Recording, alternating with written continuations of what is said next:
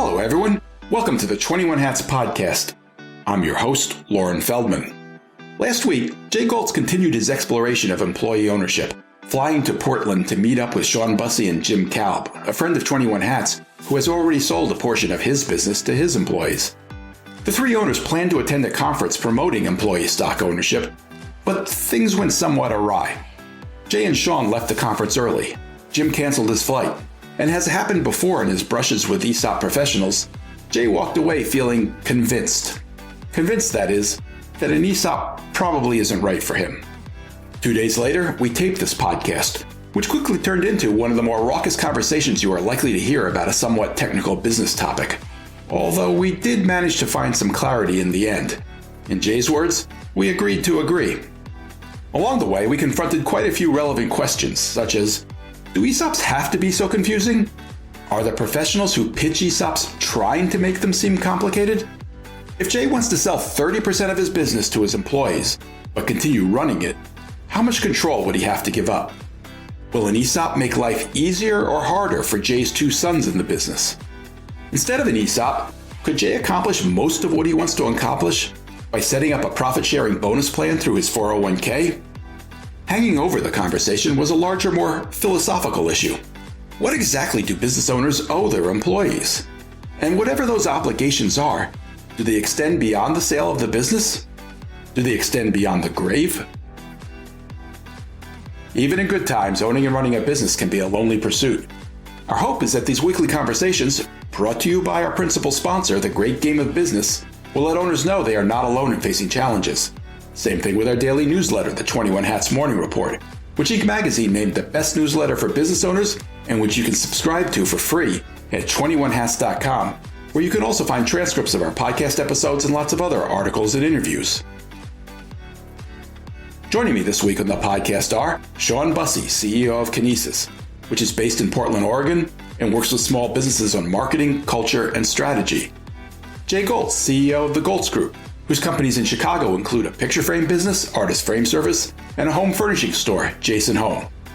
And Jim Kalb, who is founder and president of Triad Components Group, whose companies in San Diego include OptiFuse, which manufactures fuses, circuit breakers, and switches, mostly for the automotive industry. The episode is titled, ESOPs Are Great, but Not For Me. Welcome, Jay, Sean, and Jim. Great to have you all here. Jay, the last time we spoke about ESOPs, you told us that you were initially really excited about what an ESOP might mean for your businesses, but that your joy quickly turned to awe when you started talking to people in the ESOP industrial complex, and they kind of unsold you on it. But you kept digging, and you wound up kind of rediscovering the joy and even convincing yourself that you could actually make more money owning 70% of the business than you do owning 100%. And in fact, when we last spoke with Corey Rosen a couple months ago, you told us that in your mind, the question had shifted from why would you do an ESOP to why wouldn't you do an ESOP? So as we get started here, you just flew to Portland to hang out with Sean at an ESOP conference. Where's your head at now? Well, I discovered why you wouldn't want to do an ESOP, just for me. I think ESOPs are great things for many companies, but I have to tell you, I've now sat through 4 or 5 presentations from, as you call it, the industrial complex, which is a good phrase for it. Not people that have done them, but the people that are administering them, the people that are helping with them, and employees. I don't think I've seen one business owner, other than Jim, who's on this with us today, actually talk about it. And I had to figure out why this doesn't work for me, just for me. So it's ideal for people. First of all, you have to have a team in place. Check. Wait, before you go through, you're about to list why it makes sense. Let's come back to that. First, I'm just curious. This was a conference designed to encourage people to do ESOPs. Tell me about the conference. It's just like everything else I've seen, everyone I've gone to. I start with joy, and then it quickly goes to oi, listening to the people, the complications, the questions. Here's some oi from Monday. They did a study to people that have done ESOPs, and they found that 60% of them were very happy, 30% were somewhat happy, and 10% weren't happy. And I said, why are the 30% somewhat happy and the answer turned into the two people at the front that were with the company. Well, I don't think our clients are like that, are they? Like, no one will tell you the truth. Someone that does an ESOP is not happy. I'd like to just understand why this could go wrong. And I have yet to get anybody give me a straight answer on that. So it started me back to where I started with. It took me a while to figure out why, for me personally, this doesn't make any sense. All right, well, let me stop you there for a second. Sean, did you have the same reaction to the conference in Portland? Yeah, I mean, I had a struggle with it because I think it was structured in a way that doesn't necessarily serve the best interest of people who are curious about becoming an ESOP. That's the whole point of this conference, right? Well, I think it should be. Wait, the title was, is an ESOP right for you? That was the title. Right. And so I think Jay and I went there with the goal of becoming educated and learning. And we quickly found out that it was far too much in the realm of being a sales seminar than actually a educational seminar.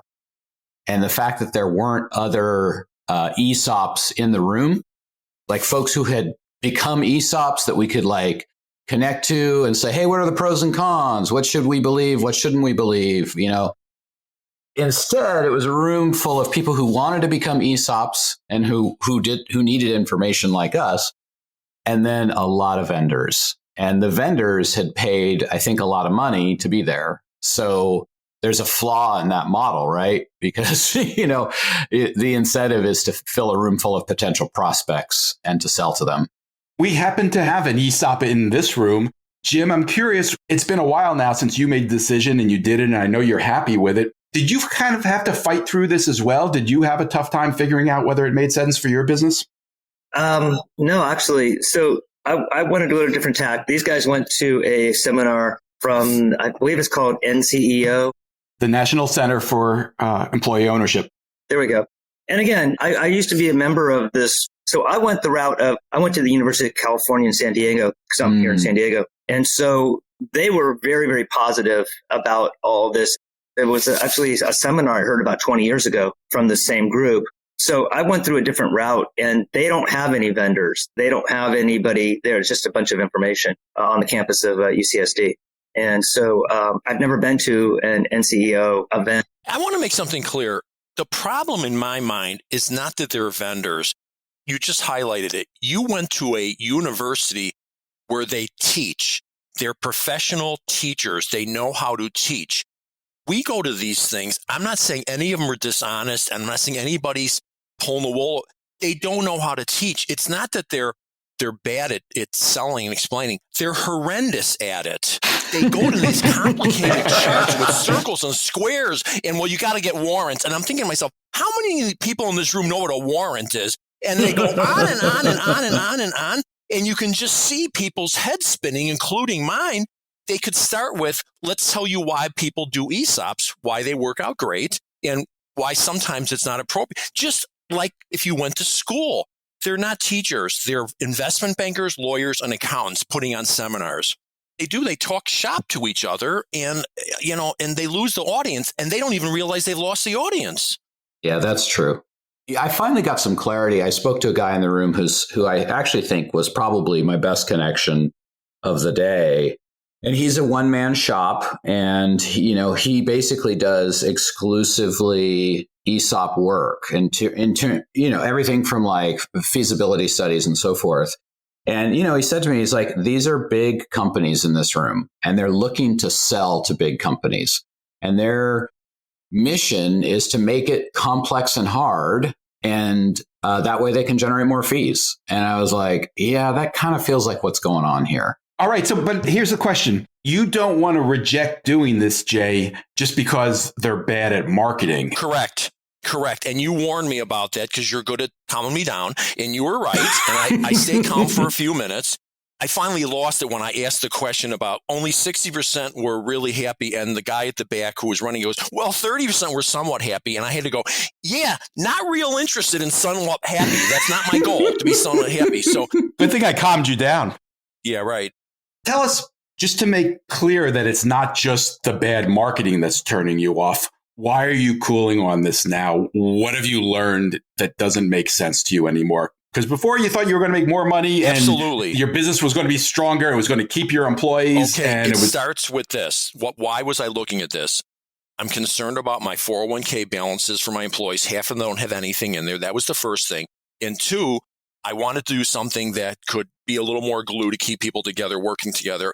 I realized that the problem is I've got 4 out of the 5 criteria for is this a good thing? I've got the team in place. I care about my employees. I don't need to get the top dollar for the business, and I don't need all my cash out. So 4 out of 5, I'm right there. The 5th one is where it falls apart.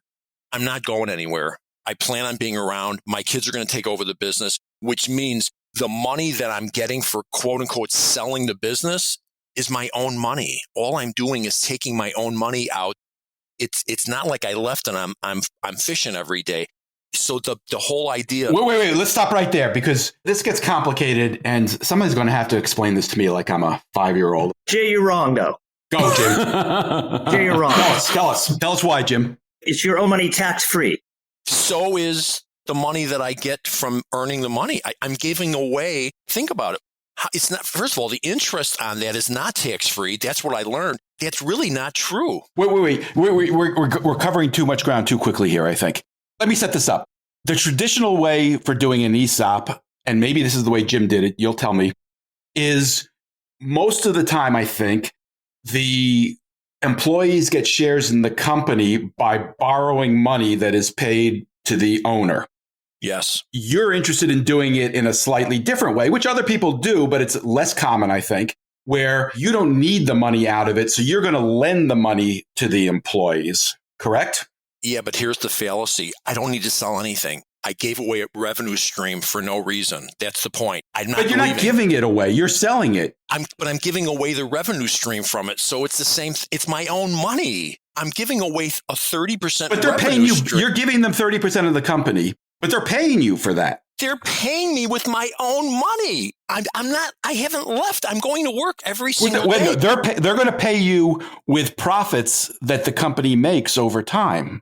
That's correct? Called my profits. But what's Jay saying is like if he just kept ownership, he would get that money anyway. Right. So think about all the other things that Jay wants to do. He wants to engage his employees. He wants to use it as a recruiting tool. He wants to show that he's an employee-owned company to help gather new customers and as a marketing tool. And yes, eventually you're going to have to sell some stock or or you're going to give it away to your kids. So one or the other, you're not going to have it when you die. Okay, everything you said is true. The problem is I get to a non-negotiable, which is I do not want to hang my kids with responsibility to a bunch of stockholders, trustees for, I don't know what's going to happen. I have 4 different businesses. And the one guy that I talked to, he goes, you're going to have a real hard time getting a good appraisal out of that. I've got a weird business with 4 different businesses. Is it possible in 20 years one of them is going to like peter out? I mean, you're talking to a kid that watched his father's dime store slowly but surely become irrelevant. I mean, I don't know what's coming down the road. I don't want to have to hang my kids with some responsibilities to a bunch of people so those upsides aren't worth it is the point.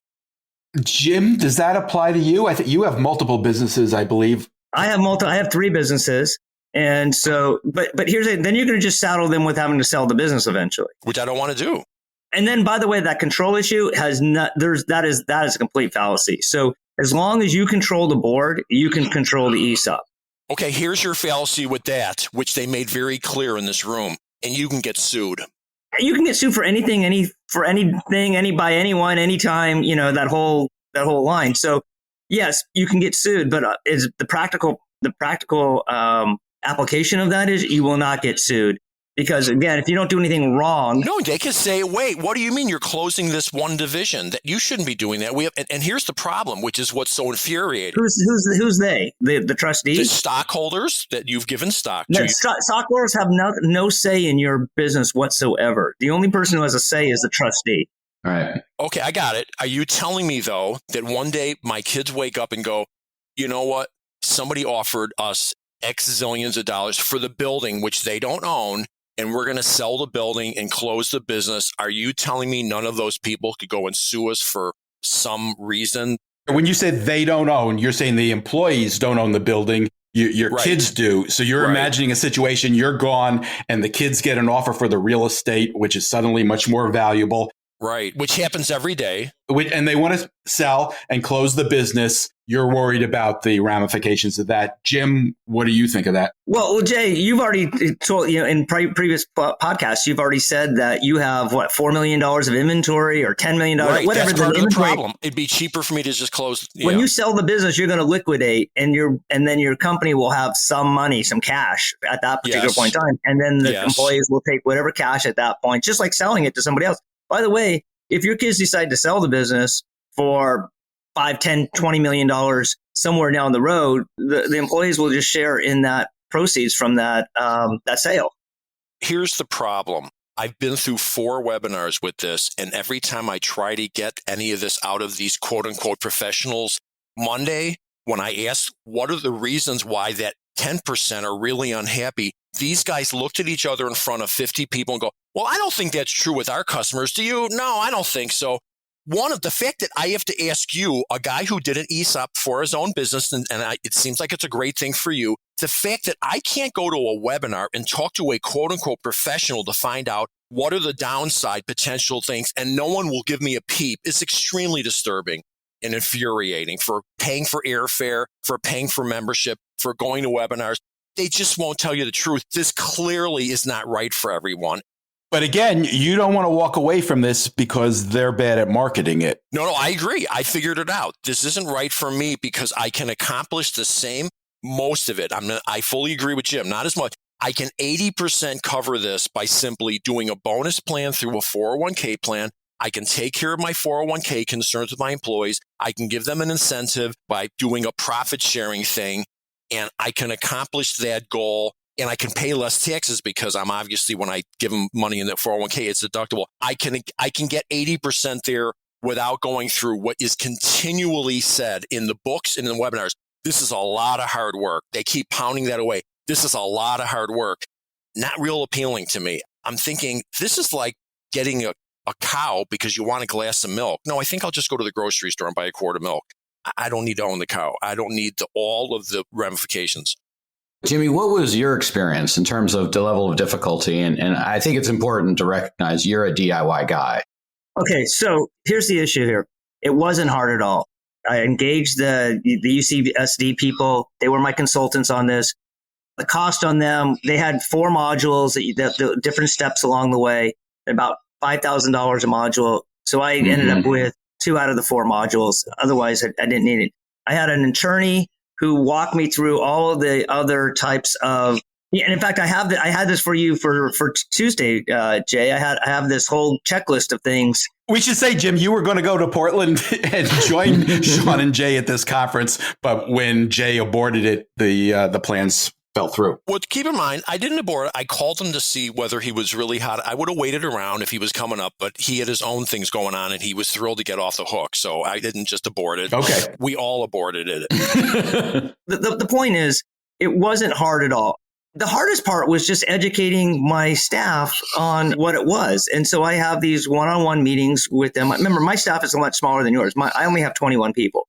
So it's much easier for me to meet with my staff, go through their statements, show them how much stock they have, show them how much it's worth, show them what their vesting is. And it's really, really simple for me to be able to do that. And it makes them, I want them to be financially literate and not necessarily open book management. We do open book management, but I want them financially literate, what makes us money and what adds value to their stock. What do the lower paid employees make? My lowest paid employee makes about $19 an hour as a warehouse guy. Okay. All right. That's pretty reasonable. I mean, in terms of a parallel, my understanding is that 20 is about the kind of minimum threshold number of employees, and that if you have a company that starts to shrink, you can run into, it was referred to as kind of the nuclear situation where the percentage of stock owned by a number of people gets too low. Or too high, I guess. Can you address that at all? Do you know what I'm talking about? Yeah, I do. And so, by the way, Sean, I'm at 21 now, but when I started this, I was about 14. Oh, cool. Okay. All right. So what I did was, in order to stop that, a couple of things happened. I use a formulation based on how much salary they make.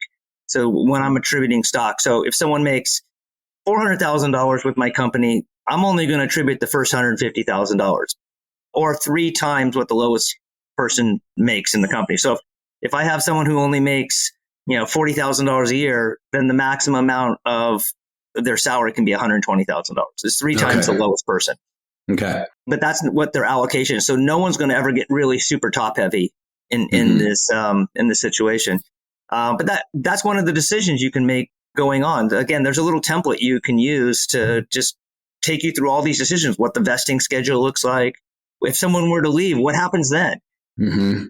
I want to be clear. I'm sure for you, you figured it out and it's going to work out great. It's just in my case, the fact that I'm not planning on selling the company down the road, it just doesn't make any sense. That's all. I'm not selling the company. Well, I'm selling the company to them, to the employees. I'm not selling it to anybody else. Okay, no, that's fine. But you are going to sell the company then, which I think is a great thing.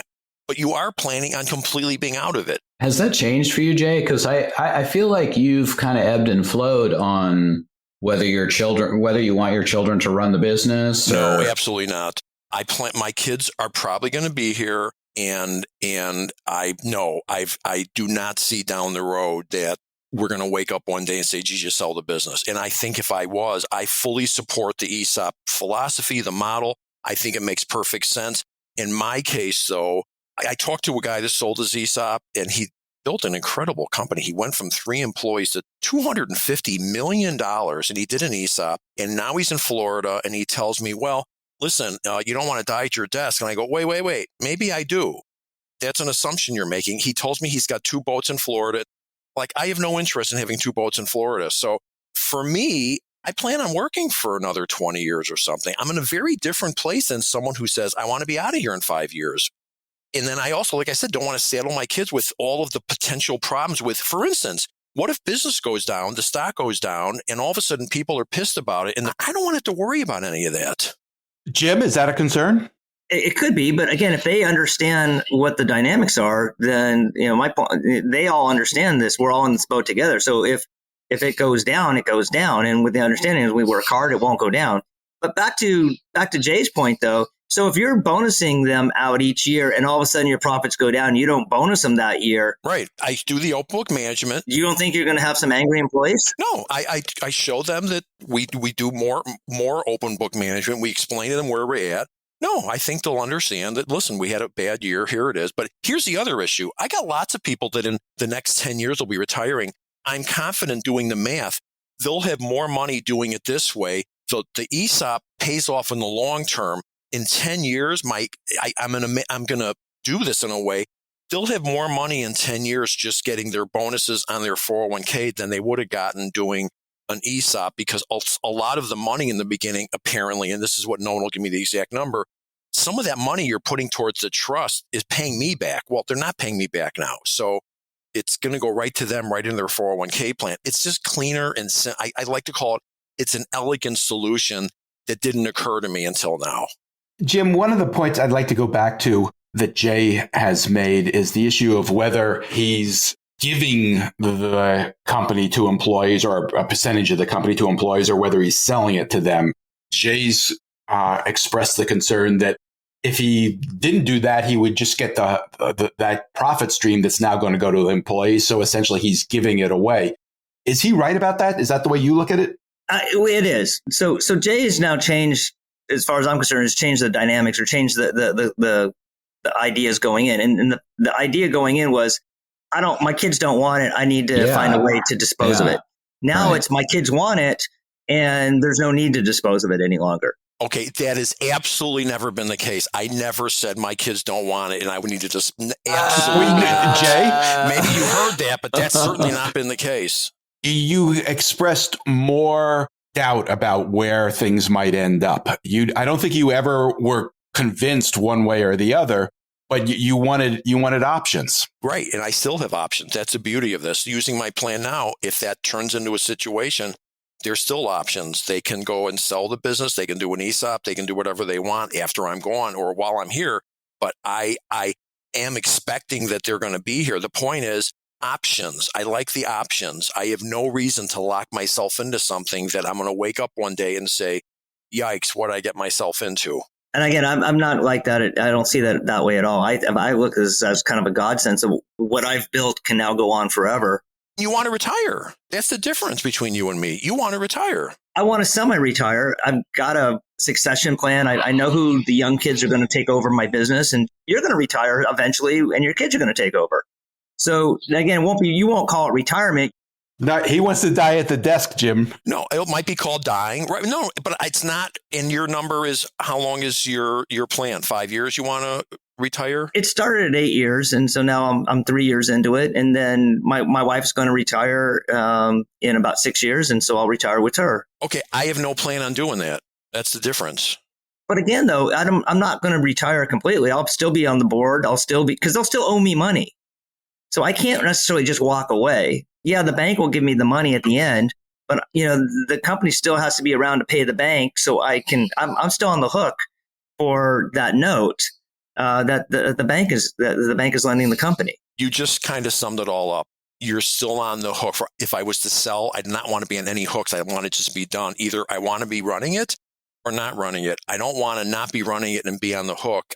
Those two things together are not an appealing combination. So I think this is super simple. I just don't think Jay wants other people telling him what to do. And this, absolutely, I think it's no. There's no question. But the question is whether you'd really be in that situation or not. And I think you're very concerned about the role that the employees would play in managing the company after you do an ESOP. And Jim's telling you that they play no role. No, you're really missing it. This is what's changed. One thing.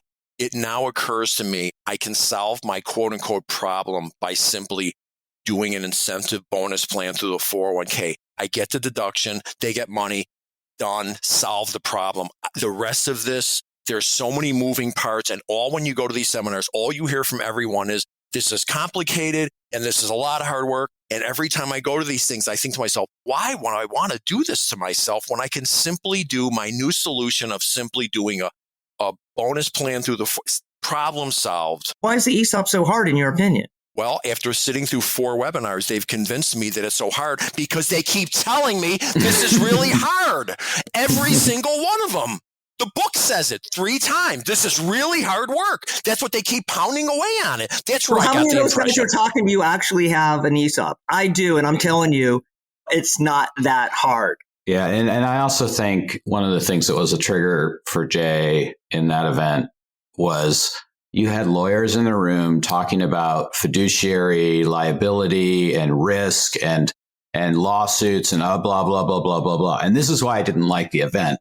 Is because essentially they're trying to create fear, uncertainty, and doubt so that in their minds, you hire them. But for people like Jay, that kind of message is terrible. No, you missed the other bigger trigger. The guy they had speak that was representing ESOP said he did an ESOP and he went through the whole story of how he did the ESOP. And at the end of the day, he was an employee. He didn't own the company. He started the speech by saying, I want to just contradict what someone just said that, well, the employees are getting this and they're not paying anything for it. You know, what do you have in a company without employees? Nothing. He's basically saying the employees have earned the right to take over this company because they're employees. And like I said at the end, I said, so you've never owned anything? No. I want to hear from somebody who borrowed against their house, who spent 40 years with the stress and the risk. Not from this guy. And I've yet to see one person in any of these webinars stand there and say, I used to own Now, Jim, you're that guy, which is why I was listening to it. And you were convincing, which is why I was continuing this. And I got this all from you. But I just realized for me personally, I solved my problem with the 401k plan. And it's just not worth the exposure to the potential problems. Again, you're looking at the problem, though, just being, I want to give money to the employees for doing a good job. And you're right. Yes. If that's your situation, you feel better about yourself so they can retire a little bit more comfortably because you're doing that, then that's fine. If that was your problem, you're absolutely 100% right. This will fix your problem. I knew we'd agree at the end of this. We can agree to agree. No, I mean it. That's the case. That is the case. Like, I think Jimmy's perspective is really important. Absolutely. I think about my business. I don't have any children, and I know my brother's only 5 years younger than me, so he's not going to want it. And I also think about like, how do I do right by the people who helped me build this thing? And the ESOP industrial complex, they're motivated to create a sense of confusion and necessity. So one example, right? There was a group in the room that was, this group that pissed off Jay so much that was saying, well, all of our customers are happy. Their feasibility study for doing an analysis. Do you remember what it was, Jay? Was it like $35,000? Was that their price on that? He admitted that it doesn't work for some, but he never told us why. He admitted that sometimes the feasibility study comes back that it's not worth it. And then that's fine. But anyway, my point being that their cost structure for doing that thing, just to assess, was, tens of thousands of dollars, in that range. The solo guy in the room was like, that's ridiculous. And they're that way because they're big organizations. I mean, JP Morgan was in the room, right? So just to give you an idea of the organizations that are there. And he's like, my feasibility study is like $7,000. And I think Jim was saying, what, $5,000 through the college system. And so what I'm starting to see here is that there's a way to get this done. But unfortunately, the national organization is structured towards the high end of the cost structure and towards the larger corporations. Wait. Let's talk about why. Because those are the people that paid the money to sponsor this. Right. Yeah, so totally. Unfortunately, it's designed for the bigger companies to be doing these speeches. And I think you're giving them too much credit. I don't think they're trying to make this confusing. I think they just don't know how to explain things. It might be both. Right, for sure. Sean, where does this leave you? Are you still thinking of this as an option for your business? I think it's a great option. My business, I've got to prove the model further, like where Jimmy was when he started his journey, size-wise. Our model is probably more volatile than his. So I need to get, before the pandemic, I was like, yeah, we're on this train. I've proven consistent marketing, consistent delivery of customers, consistent growth, good profitability. And I was like full steam ahead.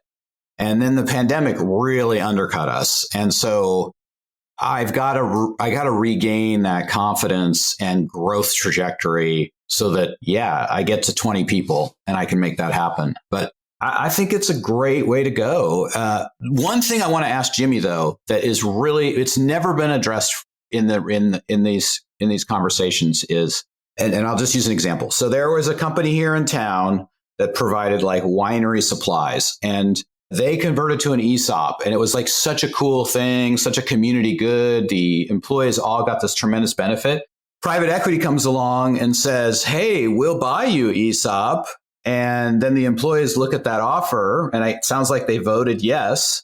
And so then it becomes owned by private equity, and they like eviscerate the company, move it out of the community, do what private equity does. I'm curious, Jimmy, if you've thought about that. So the answer is yes. So this was actually brought up at a seminar I was at. And so the guy was talking about how they had done an ESOP, private equity came to them. But remember, it goes to the board. The board is the one that entertains any type of offers to whether or not the company's for sale or not. And who's the board made up of?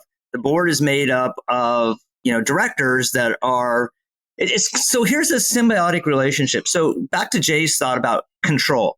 You never lose control as a selling owner. Unlike if I were to sell to PE company, I would lose control of the right moment. away. For sure. No argument there. Okay. Talk about that trustee piece, because I think that was a trigger for Jay. We have 3 directors on the board, including myself, one of our employees who doesn't necessarily have to be an employee, and an outside director who's a friend of mine. He's a long-term friend of mine who's a retired CFO for a public company. So we sit on the board, and then the board basically hires a trustee. And in this particular case, the board hired me to be the trustee because I'm not selling any stock right now, and not for another couple more years. So at that point, we'll have to hire a outside trustee, but the board hires that trustee. But the way we've done the election on the board is every board member has a 3-year term, only one of which comes up every year. So there's still 2 out of 3 people on the board at any given point in time. So even if the trustee comes in and says, I'm going to hire my own board member, the 2 other board members could easily just fire the trustee. I see. Okay. So that's how you maintain control. Sean, I just want to say 2 things to you. One is everything triggered me, A. And B, you hit it on the head. I don't need to answer. You know what? I've put everything I have into this company for 45 years. I'm the one that took all the risk. I just don't need to have to this whole thing with. I just have no interest in it. And if I had to do it, yeah, no, totally. if I had to do it to solve my problem, maybe I would. But I figured out how to do it without any of this. So like I said, I'm sure this is going to work out great for you, Jim. I'm sure that there are lots of companies that should be doing this. Given my exact circumstances, it just, the cure is worse than the disease. There is no disease. I got to figure it out. 401k incentive plan. I agree with you. Jay, you're absolutely right. I knew we would get to this end. For your situation, you've now convinced me that in your situation, that's the right thing. For sure. I think for Sean and I, though, it's a different situation. So we have a different situation. Jay, since we seem to have agreed to agree, tell us a little bit more about your plan B. Okay, here's what changed. From day one, you called me a year ago and you said, have you looked into this ESOP thing? Not really. And you explained to me that you can sell part of it to your employees and then there's no federal income tax. And I said, oh my God, think about it. You're going to use the tax savings from the 30% to basically buy this portion. It's like free money from the government. What didn't occur to me till I finally figured it out is by giving money as an incentive plan, I'm saving the taxes that way.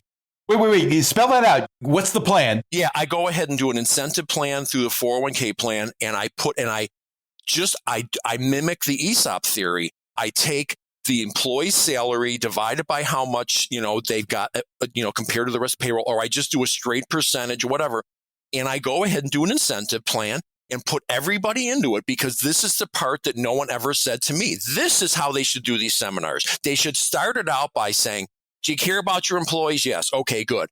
Has anybody paid any attention to their 401k balances? No one ever told me that when you do a 401k plan, in 20 years, half your employees aren't going to be in it. It never occurred to me that was going to be an issue. And that would get people paying more attention to this whole thing. So how does this plan actually work? You're bonusing them based on the performance of the company? Right. And you do that for 10, 20, 30 years, they're going to have some money.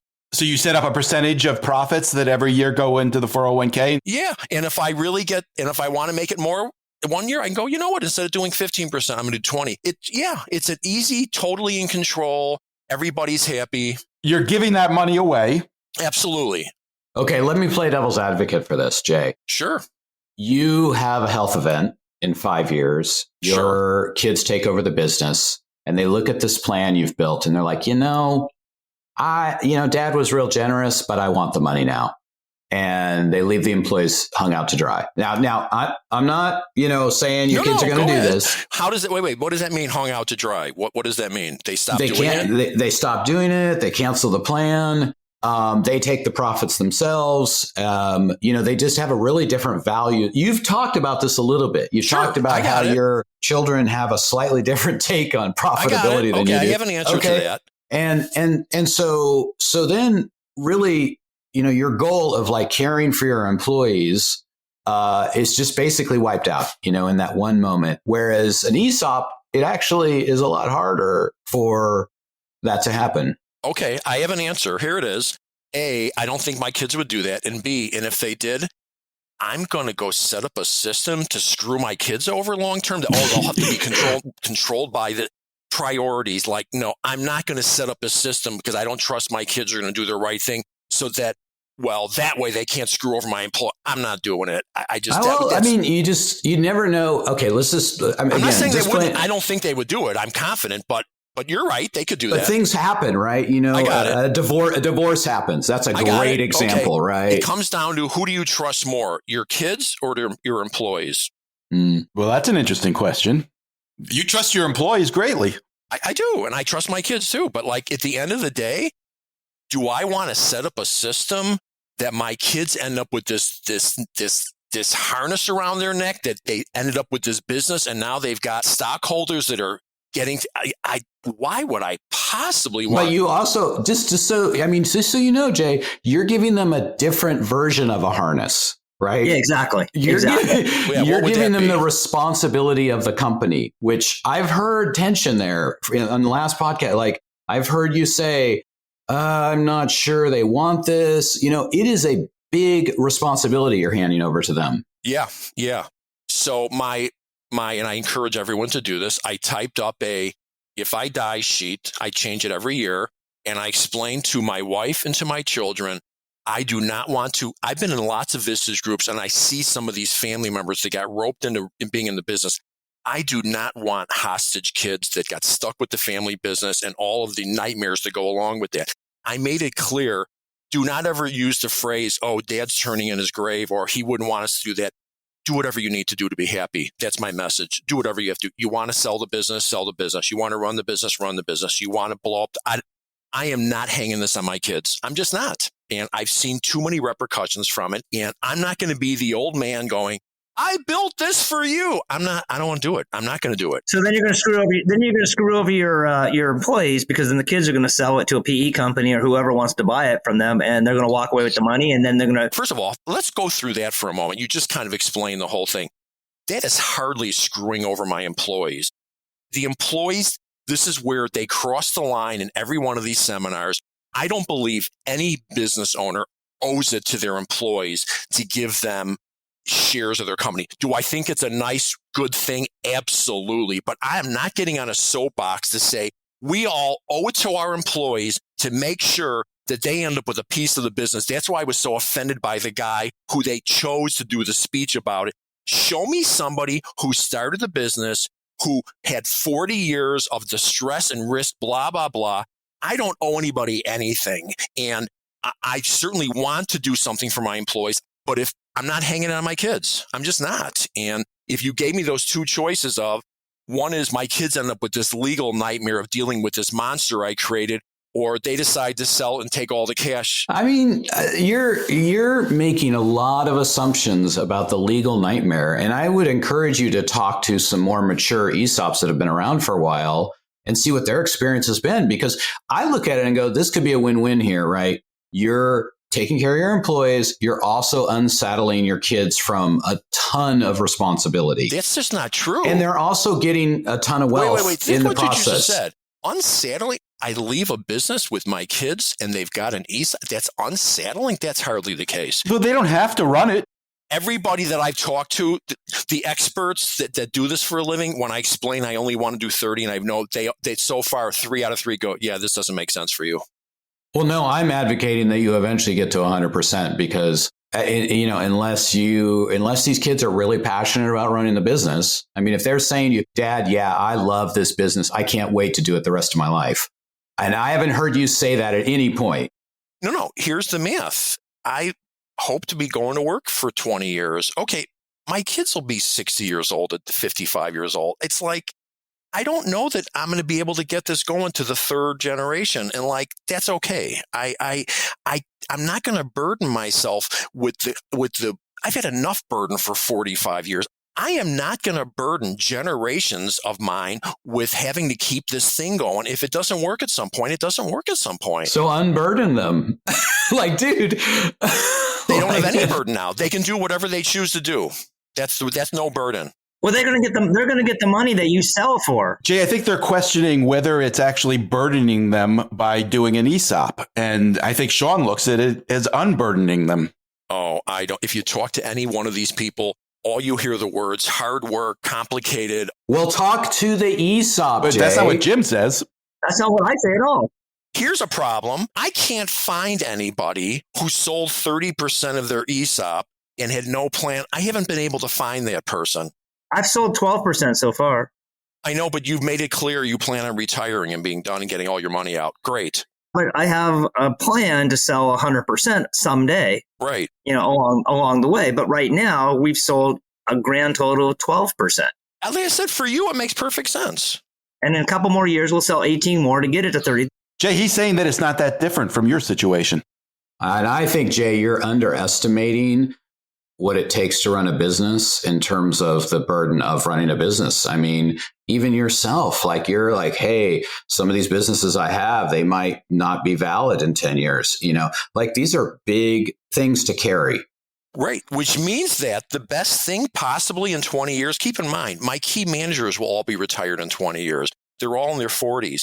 the best thing might be in 20 years to just shut the business, sell the real estate, and move on. That might be the best alternative for all parties. Jim, is there any reason he couldn't do that if it were owned 30% by an ESOP? No, he could do that the whole way. And additionally, your key managers are going to be 6 years old, but then you'll have key managers replacing them. It's a continuum. It's not a snapshot of today. It's going to be what happens. I mean, we've got young kids that are coming into the business that I see them taking over the management of the company someday. It's going to be theirs. But back to this whole thing. So, Jay, what you're saying is I don't want to burden my kids, but what happens is you're burning them. And myself. No, let me say that Sean really hit it on the head because Sean's very smart. I don't need to be told what to do. I just don't. After 45 years of me putting everything I got into this business. Who's going to tell you what to do, Jay? You got the whole, every time I start hearing board of directors, trustees, I don't need to deal with any of that. What you're doing is saddling your kids to sell the company once you're no longer there.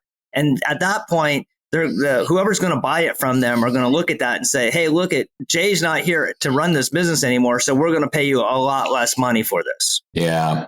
No, you left the part out that you brought up before that you forgot about. I got so much inventory.